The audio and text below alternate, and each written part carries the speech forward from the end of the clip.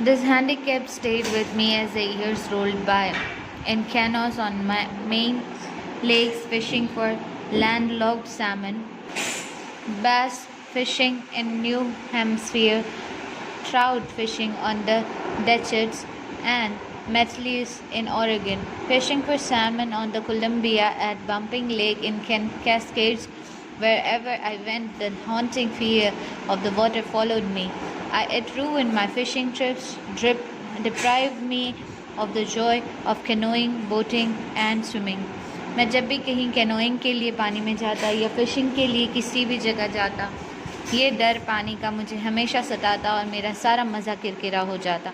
I used every way I knew to overcome this fear. मैंने हर वो कोशिश करने की मैंने हर कोशिश की ताकि मैं ये डर से बाहर निकल सकूं, but it held me firmly in its grip. लेकिन इस डर ने मुझे बहुत सख्ती से पकड़ा हुआ था। Finally, 1 October, I decided to get an instructor and learn to swim. फिर मैंने अक्टूबर में डिसाइड किया कि अब मुझे किसी स्विमिंग टीचर को रखकर स्विमिंग सीखना होगा। I went to a pool and practiced 5 days a week. फिर मैं पूल जाता, 5 दिन हफ्ते में वहाँ सीखने की कोशिश करता। An hour each day, करीबन 1 घंटा हर दिन। The instructor put a belt around me.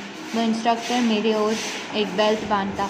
A rope attached to the belt went through the pulley that ran on an overhead cable. फिर वो बेल्ट एक पुली के साथ बंधा हुआ था जो मुझे थामे हुए रहता।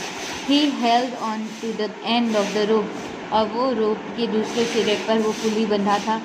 And we went back and forth और हम आगे पीछे जाते रहते। Back week after week, फिर हफ्ते दर back and forth the pool hour after hour, day after day and week after week. इसी तरह से हमने कई हफ्तों तक प्रैक्टिस की। On each trip across the pool a bit of this panic seized me. हर बार पूल में जब भी मैं जाता ये डर मुझे सताता ही रहता। Each time the instructor relaxed his hold and my legs froze. जब भी इंस्ट्रक्टर वो पुली को हटाता मेरे पैर मानो जम जाते डर के मारे। It was 3 months before the tensions began to slack. ये 3 महीने पहले की बात है जब टेंशन फिर से शुरू हो रहे थे। नहीं, he taught me to put my face under water and exhale. फिर उसने मुझे पानी में सांस लेने के लिए बताया कि किस तरह सांस छोड़ी जाती है। And to raise my nose and inhale, और किस तरह से बाहर आके मैं सांस ले सकता हूँ। I repeated the exercise hundreds of time. ये एक्सरसाइज मैंने कई 100 बार की। But bit by bit I shed part of the panic that seized me when my head went underwater. लेकिन एक हिस्सा मेरा अब भी उतना ही डरा हुआ था जितना उस समय हुआ था जब भी मैं पानी में जाता। Next he held me at the sides of the pool and had me kick with my legs. फिर अगले बार में वो मुझे पूल के किनारे पैरों की मदद से किक करना सिखाता।